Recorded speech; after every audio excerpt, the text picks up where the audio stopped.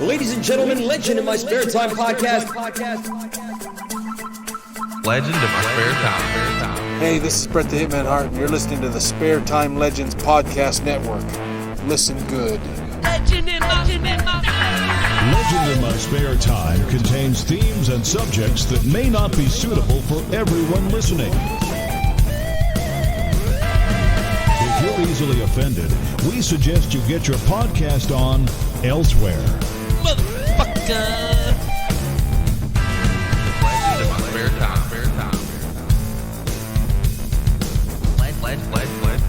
Yeah, oh, can you hear me all right? Yeah, you can hear me? Okay.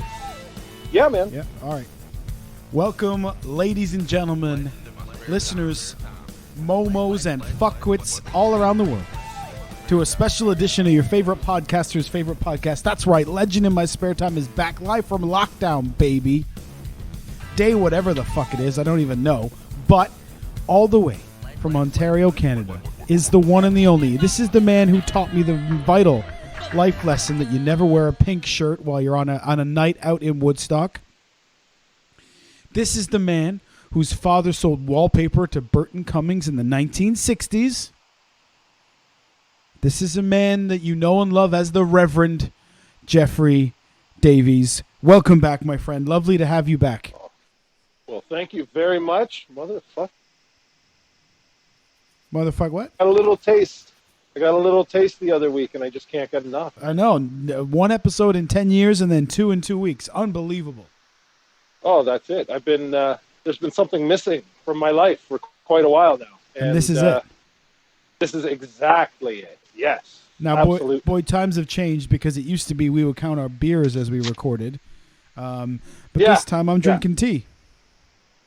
You're drinking tea. I did crack a delicious Waterloo Dark just a couple of minutes ago in anticipation.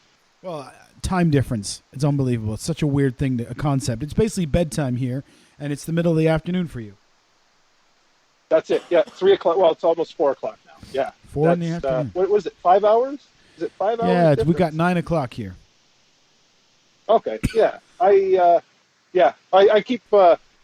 on my phone, I keep a spot just for Cardiff, just so I know what time it is for you. Oh, that's nice. I think inadvertently I had maybe woken you up before or disturbed your slumber in some way by trying to send you just whatever nonsense is running through my head, right? Yeah, I do that a lot too, because I have friends like you all around the world in different time zones. I'm prone to wake somebody up with a really stupid Muppet meme or something, and I'm sure they don't appreciate it. You know what?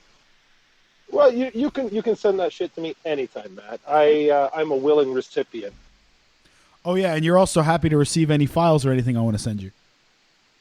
Absolutely. Dirt. Give me the dirt. Give me the dirt. Like we told listeners last time, we used to podcast in person almost 10 years ago, and now we're doing it internationally through the wonders of technology. We're both musicians, and we're both locked down, so we're probably both losing our minds a little bit. That absolutely. I don't know what they got going on over there in the great nation of Wales, the motherland. But here today, I actually just bees. I don't know if you've heard anything about that yet. You just what? The CERB, the Canadian Employment or something like that. It's COVID, right? It's a COVID fund. But essentially, what they're doing is that they're giving us $2,000 a month, right, to cover our costs while we're on lockdown. Right. So that couldn't have come at a better time. And let's be honest, it's a great deal, because there were many a months as musicians we didn't make anywhere near fucking $2,000. Oh, God, come on, $2,000. Yeah, exactly. Right. $2,000. What a fucking joke. Yeah, right? Exactly. Like, you sure that's not annual salary, right? Annual, right? You mean $2,000 a year? Exactly. Yeah, for some poor schlumps out there, for sure. Yeah, I mean, geez, that's great of them. That's unbelievable. I'm really glad they're able to do that. Do you guys have anything like that going on? There are certain things like that. I don't think that I would validate. What's the word? I don't qualify. That's right. I don't qualify for any of them. None of the financial ones because my company fired us all before they announced all these things, so we don't meet the cutoff. And musically, I don't think I really gig enough and make enough money to actually make a trail of it because I only do a couple times a year right now if and when I want to kind of thing. So, yeah, and I don't know how much there is. I do see a lot of my independent musician friends here kind of complaining that there isn't a lot for independent contractors, as it were, the gig culture, as it were. I know the States and Canada seem to be doing a lot more for it than what the UK seem to be doing right now. Okay. Well, write your, is it MPs there? Yeah. That's what I would do. Or Well, ombudsman. I don't know if you guys have ombudsman there. Something like that, but I think everyone's a little bit busy right now. Busy doing what? Being locked down? Well, there's a lot of shit happening, man. Like, MPs and stuff. They got more important things to worry about than Matt Lees trying to make $30 a week. Give me a break, man. They're going out, and they got everyone else doing the work for them. It's true. No one's going out, every though. now and again. No one's going out, though. No, We are on complete lock. How's your lockdown going? Is it lockdown here is pretty light. Yeah. I got to say. Like, everything's shut except for the essentials. Yeah, but what is considered essential is pretty debatable. You can go and get your Tim Hortons coffee from if you want. From a drive-through. From a drive-through. Up until last week, you were still able to go you couldn't sit at the tables, but you could go in person and order in the lobby. So I don't know, but drive-through coffee I don't see as essential in any way. No. The liquor stores and beer stores are still open, which I do see as essential for sure. They just this week marijuana stores, and but just this week because Ontario, Canada, is they're trying to do it all through the government now because, as you know, it's legal here. Yep. So what they did is they closed all of the pot shops and directed everyone to the online ordering systems. Right. Canada Post will happily deliver you your weed. Buymyweed.ca, folks. Is that what it is? Yeah. It could be. I don't know. I tell you I recently found out I am absolutely allergic to THC. Actually, just marijuana in general. I believe, I think you told me last time we talked, but I think you may have always kind of thought that, didn't you? Because I seem to remember that from a long time ago. Yeah. Well, that's why I never really partook. Yeah, exactly. Because I never really had a good time. I was always a hallucinogenic kind of guy. I like the mushrooms and the acid. But about a year and a half ago, 2 Christmases ago, I got these. My back was hurting, so I got a shipment of these brownies, right? Yeah. And I came home and I split one with my lovely lady. And now she smokes occasionally, right? She's not adverse to making some cookies or brownies of her own. But anyways, I had half of one because I knew I was a lightweight. And she had the other half. And within a half an hour, I was, my body was evacuating everything, right, from both ends. It was horrible. It was horrible. It was the strangest. I had about 10 minutes of fun, and then I got sick.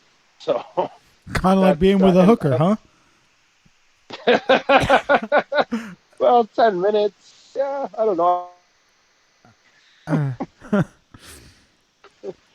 Anyways, yeah. So as much as I tried to join that club, my body just wouldn't let me. No. What a bummer. Yeah, I mean it's one of those things. I mean, of course, I wouldn't know either because neither did I ever or at all. Of course. But it'd be nice. That's why I brought you into the priesthood, because you are a saint, sir. Of course I am, the Reverend.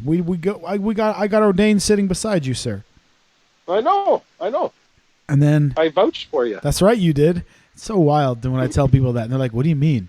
And I'm like, "I'm an ordained minister," and they're like, "What?" Yeah, and I'm like, "You heard me, man." When is your birthday, Matt? January. Hello.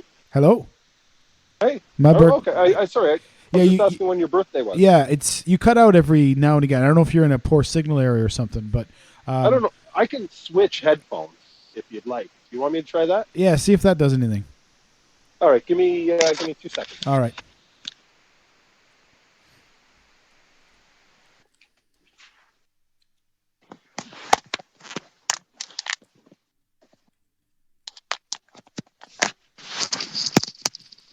Is that any better, Matt? That is instantly better. Yes. Okay, cool. Yeah, sorry, I had my Bluetooth driving headphones on. Yeah, no, this one was instantly better. Thank you.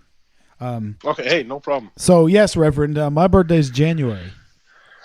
January. Okay, so we got a little while to wait, but what I'm thinking, and you know, I'll spill the beans now because it's a while to wait. But what I would like to do for your birthday is send you the official ordination card that says that you are absolutely 100% in the priesthood. Oh yeah.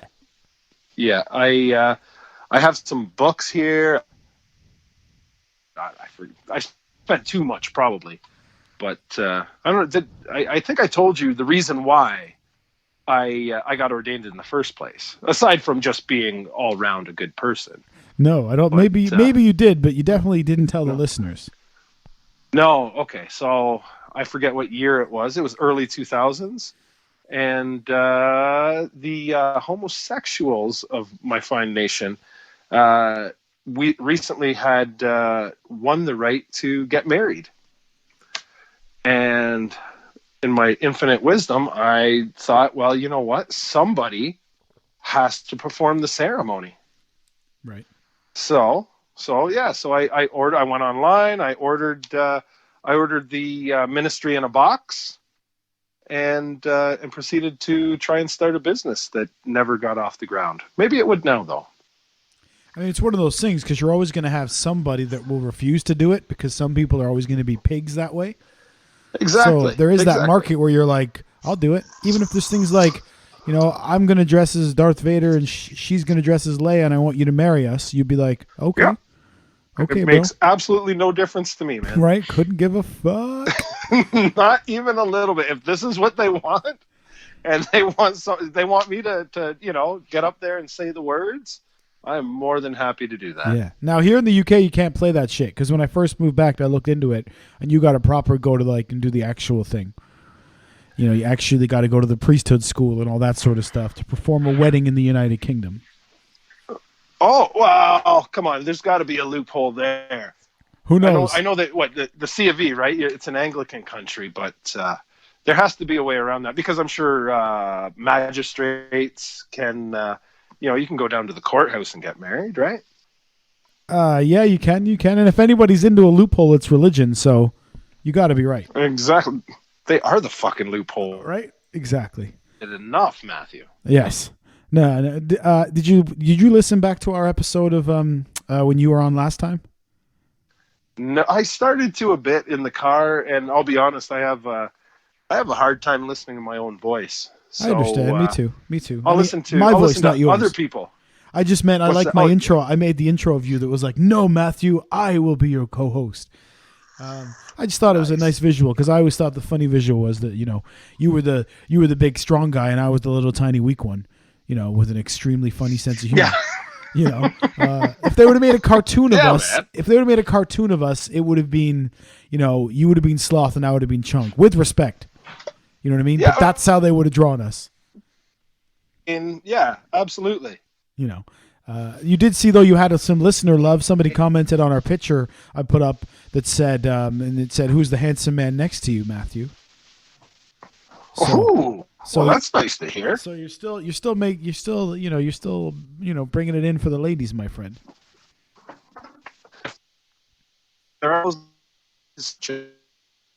Lost you there. Say that again. I am coming.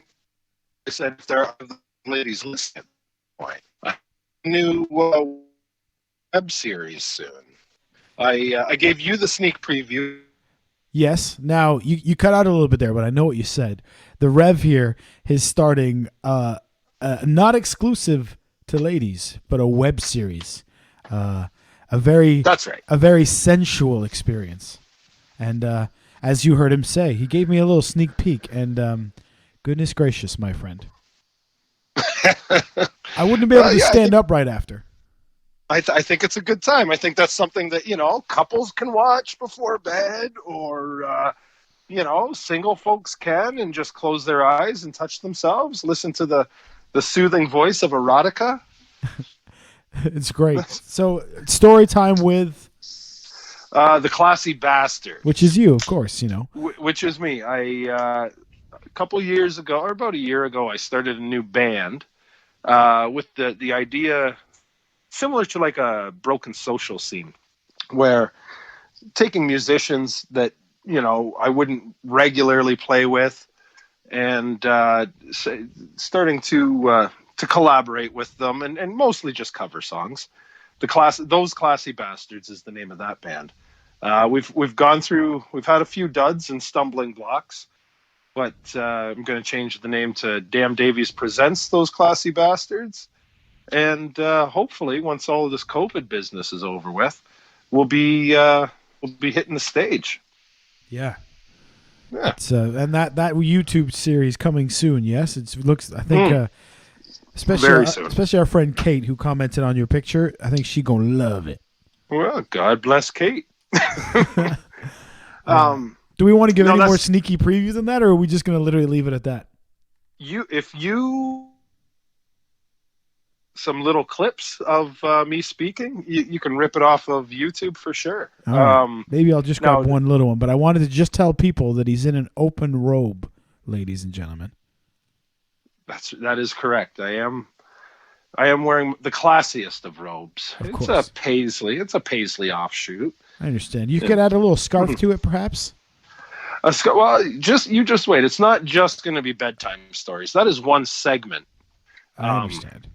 One segment. It's songs and story time with the Classy Bastard. I believe I haven't settled on the name 100% yet, but we're getting there. I've read some other stories and recorded them, but I wasn't too happy with the content, so it wasn't quite erotic enough. I understand. You need it's got to be that level of like story, but also there's got to be some dirty to keep the perverts watching. Really, we're all perverted a little bit, man. Well, of course we are. That's the in God's image, right? Everyone's got a little bit of pervert in them. Absolutely. Come on, especially God. Yeah, he made the naked mole rat, man. Whoa. That's a perversion. Yeah. He made country music. Oh, you know who he made? And now this is something I wouldn't mind talking about with you. The Tiger King. Have you seen it? Well, we're only 3 episodes in. Okay, so you're getting the gist of it. That's right. I still think that bitch Carol Baskin did it. Oh, yeah. But no, we're only 3 episodes in. But it's funny. We were going on our once-a-day government-sanctioned walk yesterday, I think it was.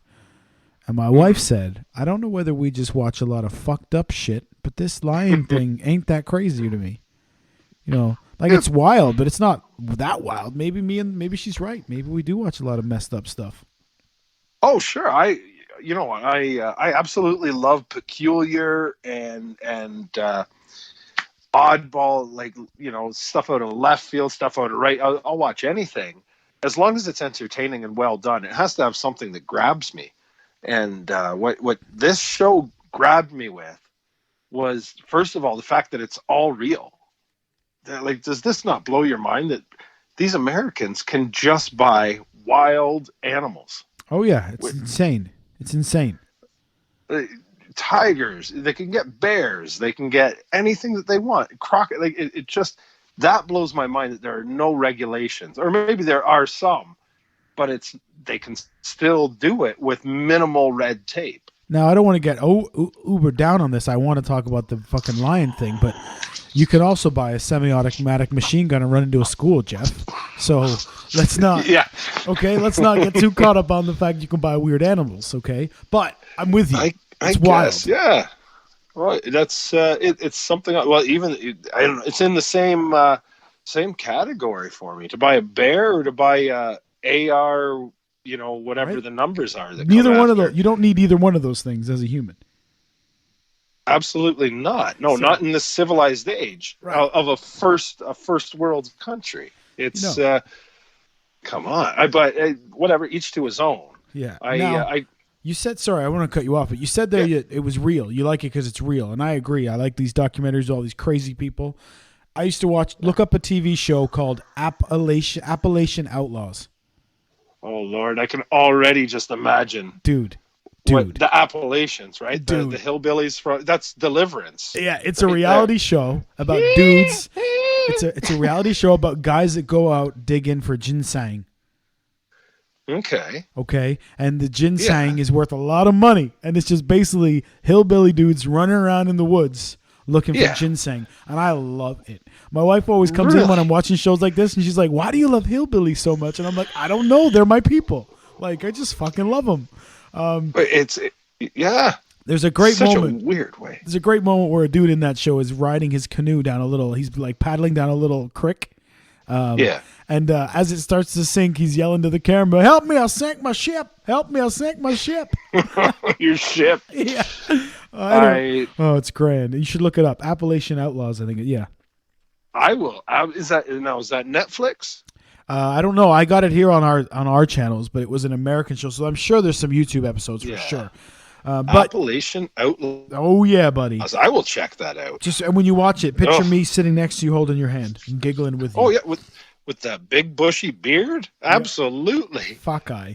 Now, so the first thing that got me about the tiger thing, right? Mm-hmm. She's bitching about our man, because I look at everything like wrestling. Okay, we got a baby face and we got a heel.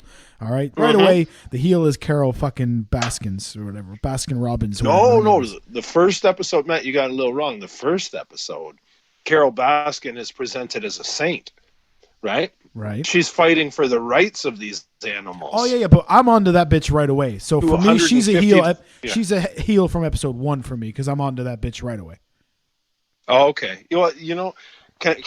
This is anecdotal, but when you watch her speak, and she looks off to the side and blinks her eyes before she speaks, that's like a psychological tell. Mm-hmm. When somebody is either trying to recall something, it's an untruth, right? And whenever you meet anyone like that, be very wary, because when they start doing that, that means that they are trying to talk around a subject, trying to deflect something. Anyways, and that is what I picked up with her for sure. Oh yeah, but she's a psycho, and for sure. You can just kind of like. Certain people, you see them when you just, like you said, you can just see it in them, right? Like psycho. You just like, man. If you saw her, if she was at a bar you were playing at, you would not go and say hello. No, she would scare me. Yeah, there's a couple women like her at the circus room back in the days. Oh, even the boathouse. I mean, Bullet Belt, right? So. Bullet Belt. Goodness gracious. Do you know you're the only person in this room not having fun? Is that what she said? No, I did it. It was a night where, for folks who don't know, Bullet Belt was a local crazy psycho Carol Baskin type in our KW days. I don't know where or what that thing is, what she's doing these days. But anyway, we were all scared of her, except for Van Boss, who slept with her. Anyway. No, that was Andy. Oh, no, they both did. Yeah, remember Van Boss our former co-host Van Boss wrote us like a long, detailed, gross letter, remember? And you read it out. That's right. That is right. I forgot all about that. That was the first time that his respect meter went down a notch. But anyway, and then you invite them to come and be a co-host. Exactly. I mean, I thought if you could bring in AK, the bar was low already. So yeah. But yeah, so this Bullet Belt chick, anyway, she was kind of like a groupie for local bands. She loved local musicians, except me, right? Like for some reason, she hated your boy Matt Lees.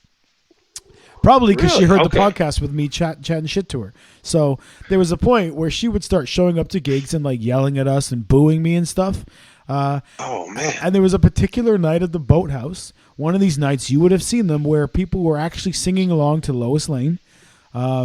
Everyone knew that song, absolutely. And she was kind of there, stink facing, booing. I finished the song. Everyone's cheering. She's booing and screaming, and I pointed at her in the crowd and said, "Do you realize you're the only one in this room not having fun right now?" And then people started to boo her, and then she left. And I think that was one of the last times I saw her. Yeah, she was a filthy pig. Yeah, man, it's frightening. just like. Go ahead. No, please. Oh no, I'm just saying I don't use those kinds of terms very often at all. I try to not generalize quite so much, but there was nothing redeeming about that woman whatsoever. Nothing. She was just a mess. She must have been on meth or some sort of hard drug that makes people act that way. She was one of those ones where you heard so many stories about her that you're like, well, they can't all be true. But like, there's no smoke without fire, man. Well, and really, you don't ever have to be worried about her listening to the podcast.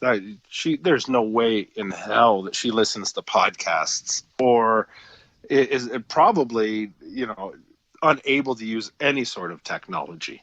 I mean, sure, and I'm sure. miles away, so I mean, I might have been worried back then that she was going to show up and stick a fork in my neck, but I'm on the other side. I'm far away. I'm okay. Yeah, you got some space now, brother. You're the one who's got to worry. No, I'm 45 minutes away from KW now. Oh, are you? I didn't quite realize that. So you were even that when I saw you in the summer, you were that far away? Yes. That's yes. quite a journey. I made the special trip to come and see you that night. And we had I saw your post. Of course we did. Yeah. It was a long time coming, Matt. I didn't get a chance to see you before you left, so no. I might as well come and see you when you return. Exactly. Jeez. And it was nice. I was walking out of the venue for a moment, and there you were, walking towards me. First time I've seen you in 10 years. Man. And we did that split second thing, kind of where we just kind of stared at each other for a second. Yeah. And then it was give Daddy a hug. That's right. Well, we had been chatting a little bit on online up until then, off and on. Yeah, man. Yeah, and it's Dave K's in. Yeah, have you talked to Dave K since then? Or no, he did a show with you. Yeah, I've talked to him once or twice since then, but he's much like he always is. He's as fleeting as ever. Oh, Dave, he is pokeroo, man. Yeah, I mean the amount of times he's told me he'll do a podcast and even literally pick the day and a time is unbelievable. But that's just who he is. You know what I mean? Oh yeah, no, you got to you have to accept them, right? You have to just accept them with warts and all. And then you can love them.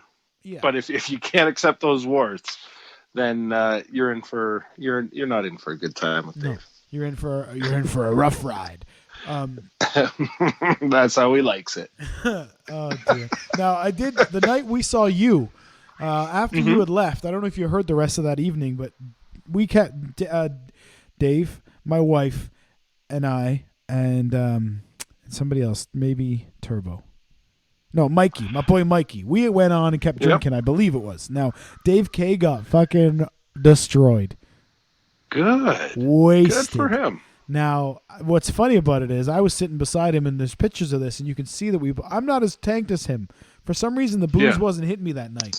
Okay. But, and I noticed Dave's talking to me, and he's like, my wife wants me to go home soon.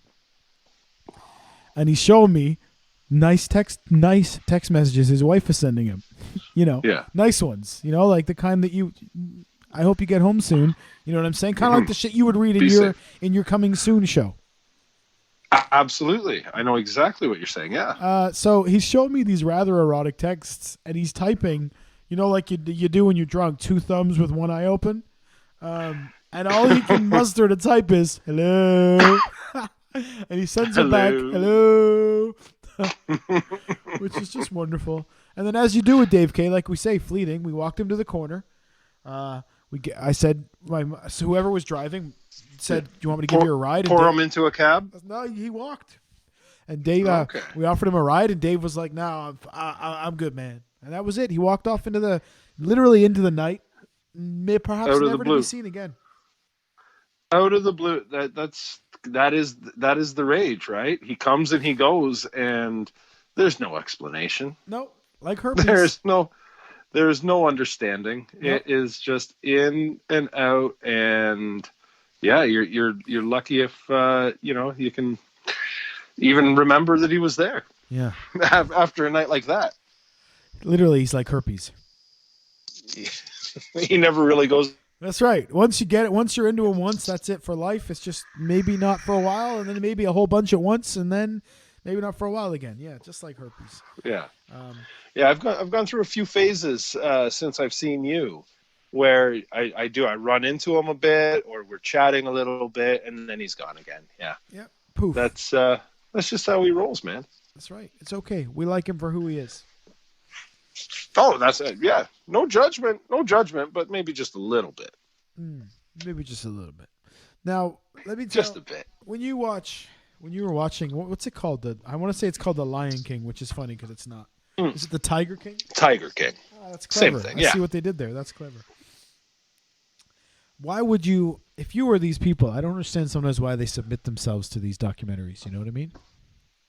Oh, absolutely. Well, okay, so Joe Exotic, the Tiger King, it was just so delusional. He wanted to be, he just wanted to be famous, right? He ran for president. Oh, shit, I shouldn't tell you anything. Sorry. It's okay. I got to don't keep worry my about mouth. that. It's all right. I got to keep my mouth shut a little bit. Yeah. I always compare things to wrestling, of course, but he's kind of like a pro wrestler without pro wrestling. Sure. Like he's got the whole gimmick down, the character, everything. He describes it the best. If you find any sort of promo that he's the gay cowboy, like Tiger King country singer. Have you seen any of his music videos? A little clip, I think. Yeah. Oh dear. Yeah, there's a few out there, man. Yeah. And then it came out, and this isn't in the show, so it's not a spoiler. But he didn't actually sing any of the songs. So he paid people to come. Like it would be me having you come and sing, right? And paying you off, and then pulling a Milli Vanilli, right? Right. And me lip syncing in the videos with some like crazy green screen type stuff. It's there's something to that guy. Have you gotten into any of the Doc Antle stuff yet? Doc Antle, remind me. Let's see if he is like the other Tiger guy. Oh yeah. There's because it's the Carol. There's that guy, and then there's the dude with the multiple wives. He's the multiple wife guy. Yeah. What the fuck? Yeah, he just did an interview, or he sent a video to BuzzFeed. I think I watched it yesterday morning. Right. And it's worth a watch, but I mean, watch it after you're done the series. Yeah. But he is. Animal people are nuts, man. Oh yeah. I think just in general, animal like there's and I'll self-admittedly, I am not a big animal person. I had dogs growing up, so I'm happy not to. I'm stuck with 2 cats and a dog here. My stepkid has a lizard and a snake and a bunch of other things. But myself, I just don't understand the need to have animals that don't perform a service of some sort. A dog I can kind of understand because they're sort of an alarm system. But unless you have mice, I don't see the point in a small cat. Well, my cats are my buddies. I don't know what you would do with a big fucking cat. They're not your buddies, man. Yeah, they are, man. Don't push your human thoughts and emotions onto an animal. They're just worried about whatever you're feeding them. Bro, hand on heart. I walk to the bottom of my stairs. I say either one of my cats' names.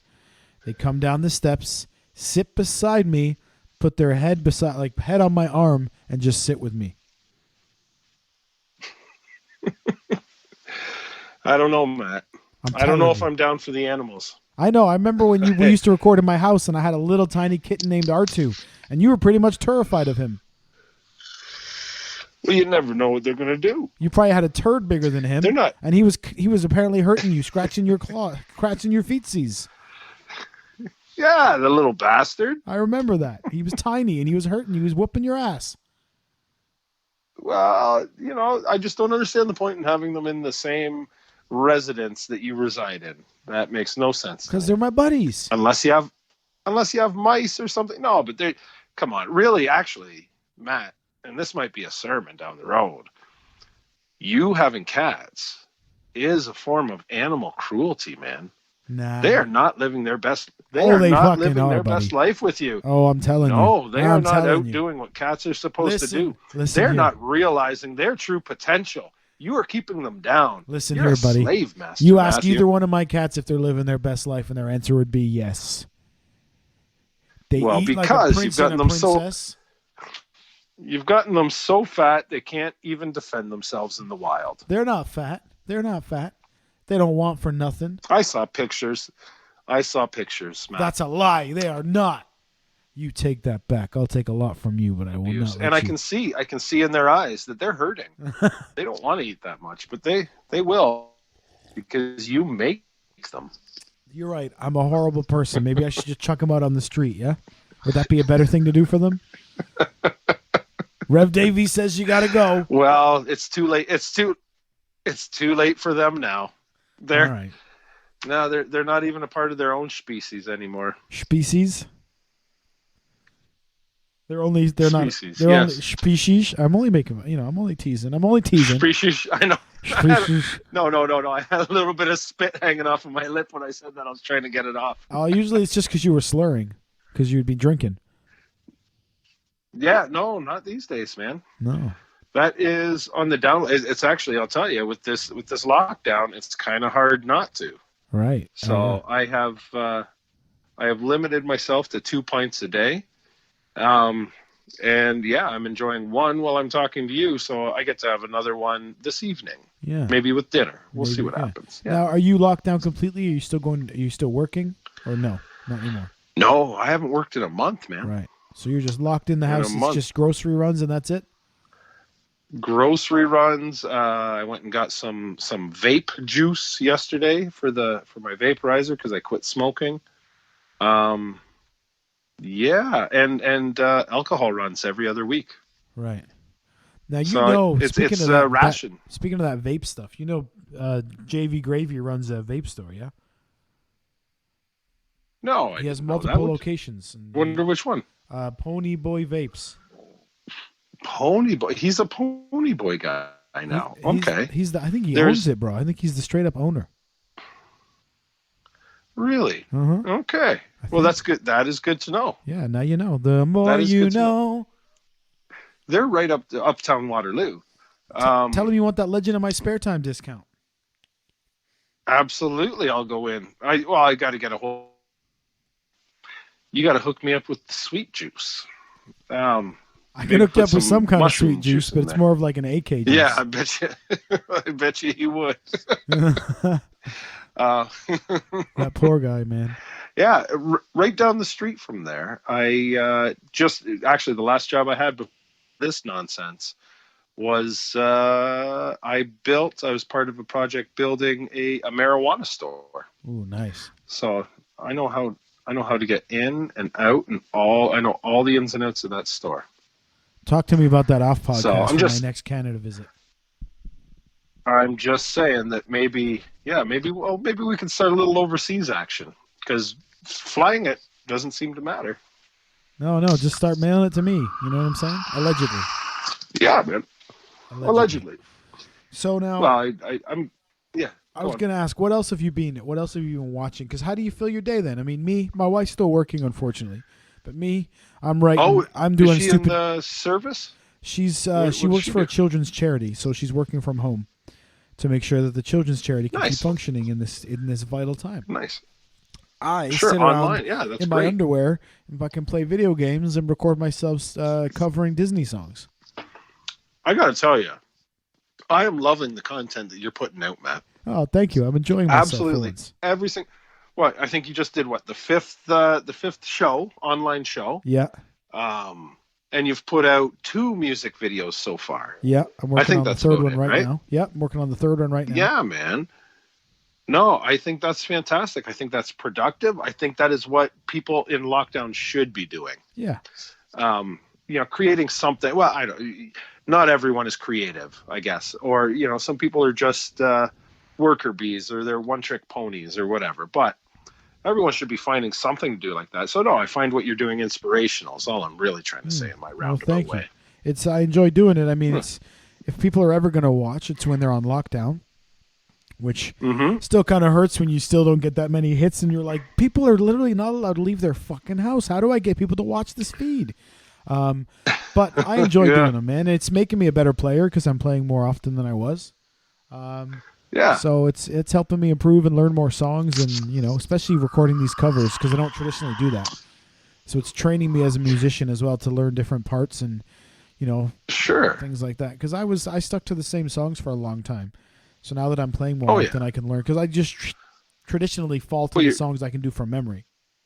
when you're an original artist, right? I mean, like in the the long and short of it is you would rather play your own music Sure. than do covers. I'm sure there's a handful of covers that you would want to do at every show, but learning other people's music is it makes you a better player for sure.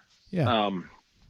But it's not nearly as satisfying as completing your own original material and performing that or whatnot. I just but what you've been doing has been fantastic, man. Yeah, I'm enjoying myself. I'm super impressed. Your video editing is I can see how it's getting better. All your editing, right? And the music itself, it's sounding fantastic, man. You did the Baloo song. What is it? The Jungle Book Bare song Necessities, recently. Yeah, man. 130 that's beats per pretty minute. rad, man. What the fuck was I thinking? So what, that made it tough to sing? Did it? Because you're like, when you pick a pawpaw or a prickly pear, when you pick a raw paw, well, next time beware, don't pick the prickly pear by the paw. When you pick a pear, try to use the claw. You know what I'm saying? And you're like 130 beats per minute, motherfucker. And then try to match it on video. But you're right, you learn so quick. So like the first video wasn't as good as the second one because I learned shit in the first one that I used in the second one. Same with recording the first cover, the second cover, and taking that into the third cover that I'm doing as well. So you do learn quick, and you have this extra time. So it's kind of like all those days you're at work, and you're like, man, I wish I could just sit around and create something today. Yes. So that's the mindset I'm trying to use when I'm like, I'm just going to sit on the sofa today. I'm thinking, now I'll work a little bit. Let's do something. Let's create, whatever, even just imagine and put together a game plan for sure. Yeah. So now, I don't mind spoiling it. Right now I'm working on the Rainbow Connection.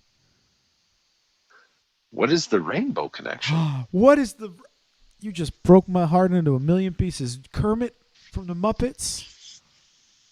Oh, okay. This is decades. I probably knew it 30 years ago. Oh, you know it for sure. Why if I there heard so it, I'm many songs about rainbows and what's on the other side? Yes. Okay, now I get it. Yeah. No, I'm not like some people know all the names and all the like the names of the songs, the names of the artists, the years they were released, and all of the details. I've never really cared much about that. It's I need to hear it, and then it all kind of comes flooding back in one fell swoop. You and I should have done Jungle Book songs back in the day with you banging on that big fucking drum. There is so much we should have done. That's why I was saying before. If you had lived around here, we could easily be gigging every weekend. Yeah. Right now, right? Like, well, not right now, obviously, but in the current climate before COVID took over, we could have been raking in some decent cash, dude. Definitely, would be nice, wouldn't it? And just doing what we love. I guess so. My partner Emily has started doing videos for children, right? She's an RECE, registered early childhood educator. Right. So she works at the swankiest joint in Waterloo, and takes her job. She's top of her game. So she's been taking her practice out of the classroom and making videos for those students of hers that she can't see right now. So I've been lucky enough to be a part of a couple of them, and I think there's probably a couple more that I'll be a part of. But it inspired me to start the story time with the Classy Bastard. Two completely different sides of the spectrum there, by the way. Well, that was exactly. Like, I mean, I was inspired by her, but I don't want to rip her off either. She is killing it with what she's doing, and there's no way I could hold a torch to that. So. Absolutely. It was, well, what can I do in my own unique branded way, I guess. And that's, let's just make everything dirty. And she's doing this wonderful, wholesome thing. Yeah. And you're like, that's nice. Yeah. I'm going to make it dirty. Well, I like to think that I'm helping people as well. She's helping the children. That's right. But I would like to help the adults get into the mood. Yeah. Just maybe the more discerning of our people. Exactly. And anyone who doesn't like it is just repressed, and they don't want to like it because they're afraid. They're afraid of themselves. They're afraid of their true feelings. And if there's anything we've learned, it's not to be afraid of your true feelings. No, you have to embrace them. Embrace your true feelings and let them out. Yeah, embrace your true libido. Run with it.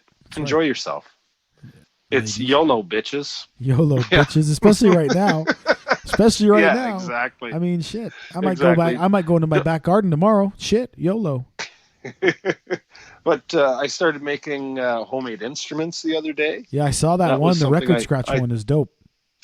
The scratch box, yeah. That's kind of, so I'm building like a kit. So I think the next one, it depends on what materials I have around the house, but the next one might be a like a talk box, like Peter Frampton used, with the feel this way. Yeah, I want to create something like that. But I got this old case. I'm just gonna make a bunch of homemade instruments and put them all in there, and they'll all be electronic to some degree or able to be amplified. Excellent. So I can just sit down with my little case and maybe a kick drum and something else and just create, right? Yeah.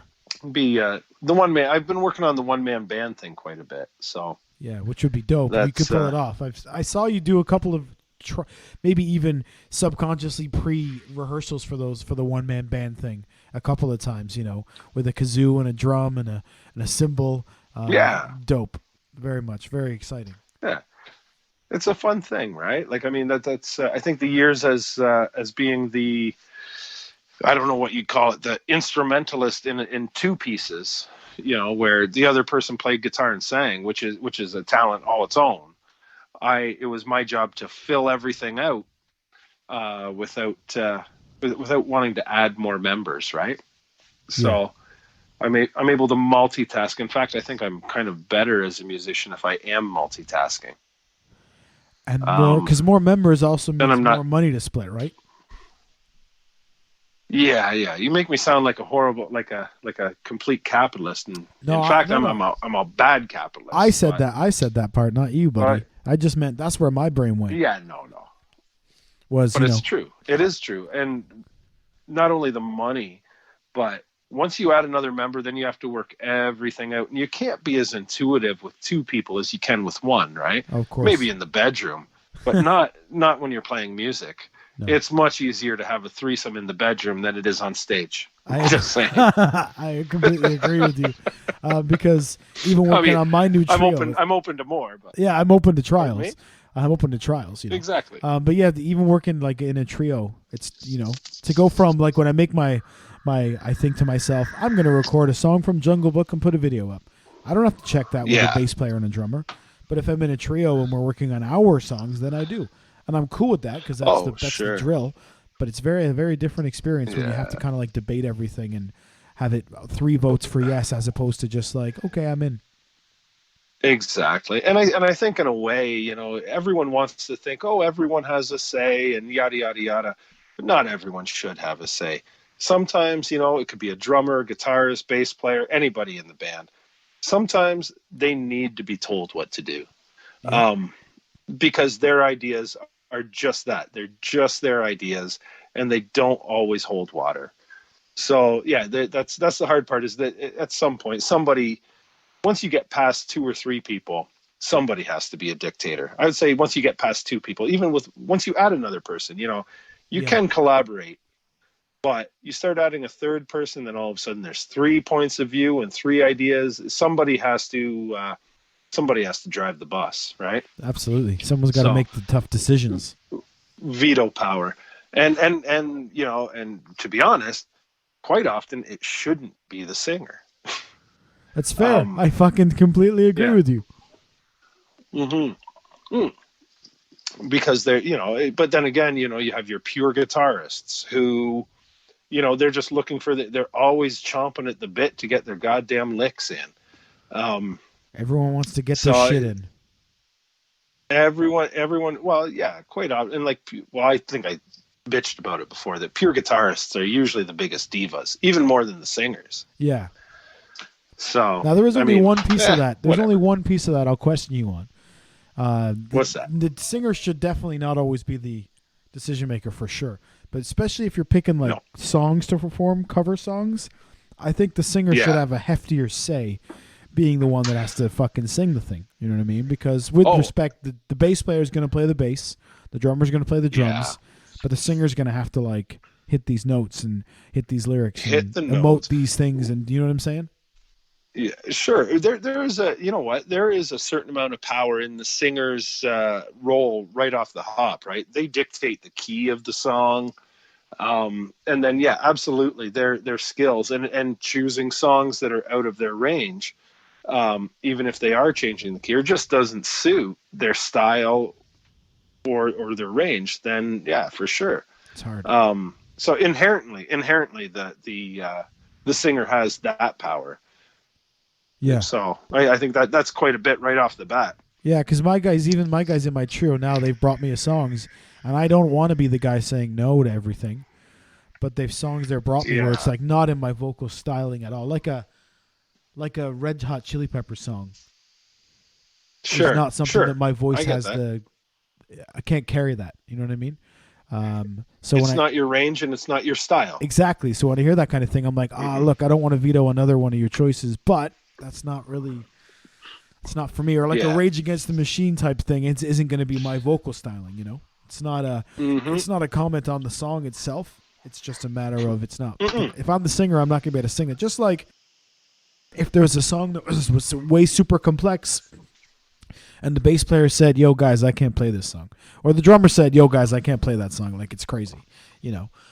It's too much. If you're agreeing to be in a band with these people, then you have to accept them for everything they have. And there may be certain points where you go, you know, I was in bands where we wanted to play way more bluesy stuff, you know, but you don't always have the right musicians around you. And that's okay. That's just, you got to play for what you have. Do with what you have around you, you know? I got a question for you, Matt. Are you, go on. Go on. No, I don't, go ahead. With your new group and the covers that you're playing, are you shooting for studio version, or are you shooting for I don't know what the name of your new group is or whatever? We don't have one yet.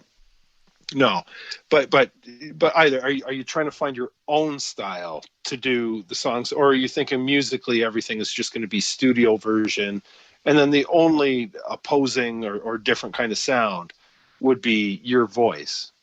No, I think we start. Original. We've only had like a couple of rehearsals, but we start with sounding like the studio version, so that everyone knows their pieces and knows where the song goes and where it's supposed to finish. Blah blah blah. And then I think we take it from there and we tear it down a little bit and say, "Oh, let's do this here and do that part there." And it's nice, but I think it's important to start with the studio version. I agree. That is, although with I'll say like with both Andy and Sean. Actually, every two-piece I've ever been in, what happened, because the instrumentation is so different that there is no way that you're going to do a studio version. So, you know, the guitarist singer can shoot for the studio version, but with all my, you know, like washboards or bongos and djembes and whatever else I got going on, there's no way it's ever going to sound like it. So quite often it was refreshing to me to hear a song for the first time from the person who's showing it to me without any previous knowledge of the song.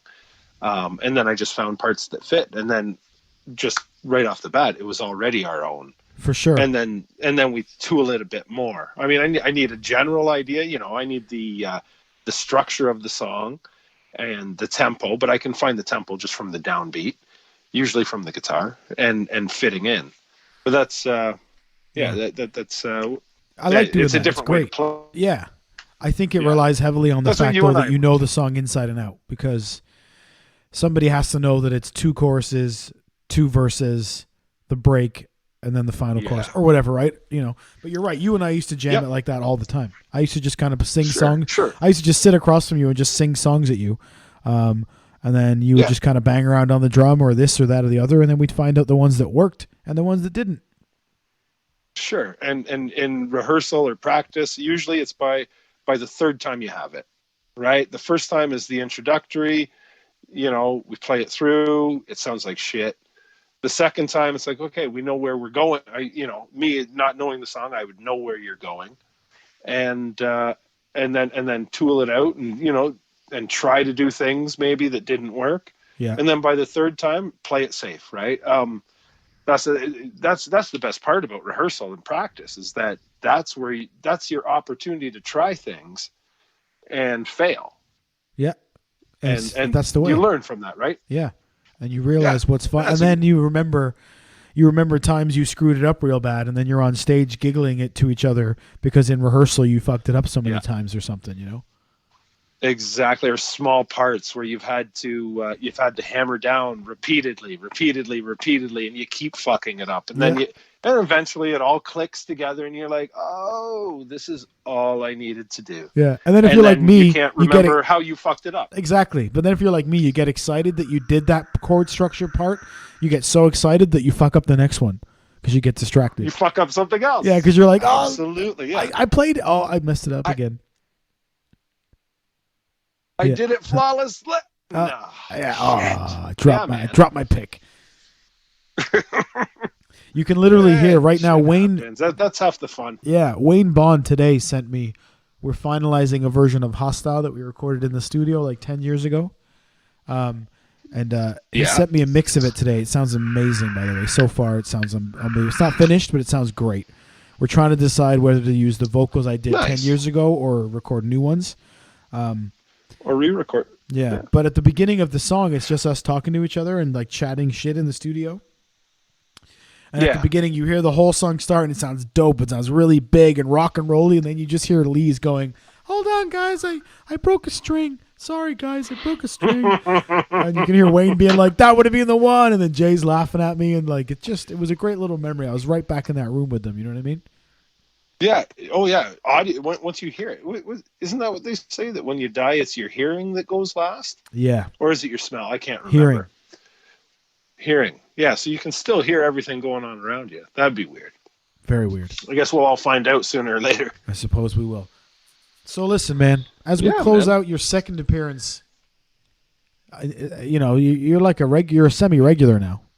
You know what I mean? Dude, I am down, especially during this time, I am down to do this with you as much or as little as you like, sir. That's what she said. Yeah. But I'm bummed. Now, I'll finish off this Tiger King show. Yes. And we can talk a little more about that. We can talk more about our hobbies during the off time next time we talk. And next time, because we're running, it's late here in the old UK. But next time... That's right, yeah, you're pushing, 10 o'clock That's now? right, my friend, and that's late for a man of my age. Now, next time... What time do you go to bed at, Matt? You don't... Now listen, there's a start to this, because you're going to mock me. When I am in work, I'm starting work like 6, 7 in the morning. So, early to rise, early to sleep. But traditionally, we're unless I have a gig, we're full on in bed by 9 o'clock watching TV. Are you kidding me? And you're how old are you? 38. Wow. 39. I fucked it up. Jesus, yeah. Is that the climate there in the UK? No, we're just old, bro. We're just old people. Or did you just decide to get old? We got old, man. We got old. Work hard, play hard. Speak for yourself. The way we figure it is, if we're gonna be chilling on the sofa watching TV, why not the fuck go lie in bed and watch TV? Well, why watch TV in the first place? I'm not saying COVID has changed. I'm not saying wake to sleep. That's what we're doing. I'm just meaning if it's like 8 o'clock, 8:30, 9 o'clock at night, and we're watching a movie on the sofa, let's fucking go to sleep. Yeah, I've heard of people like you before. Well, here I am. I'm here to let you know that we're real. We're real, folks. It is the real deal. That's the right. real deal, Matt motherfucking Lees. Amen. Very nice. Closing thoughts, Rev Davies? Dude. Closing thoughts. Really keep your eyes out for the new YouTube thing that I'll be doing. And don't forget that my other career now is apron model. Nude apron model. So if you know anyone that's looking for a nude apron model, Matt. Well, yeah, you kept sending me those pictures, but you were wearing it backwards. My portfolio. Yeah, but I'm not supposed to be able to see your dong when you send me the pictures, the tester shots, man. You got to wear it the other way around. I told you. Yeah, well, I don't know. I'm just being artsy, right? That's art, Matt. Dongs are art. I suppose they are. Dongs are art. That's our lesson for this week. Yeah, that's, breathe it in, taste it, see how it feels, shit it out. That's enough. Songs are art. Folks, I've been Matt Lees. Yes, you have. No, that's when you say I've been the Rev Davies. Oh, that's right. Okay. I've been Matt Try Lees. again? And I've been the Reverend Dan Davies. And if you can't be decent, At least be sanitary, bitches. get the fuck off my podcast. Yeah, beat it, punks.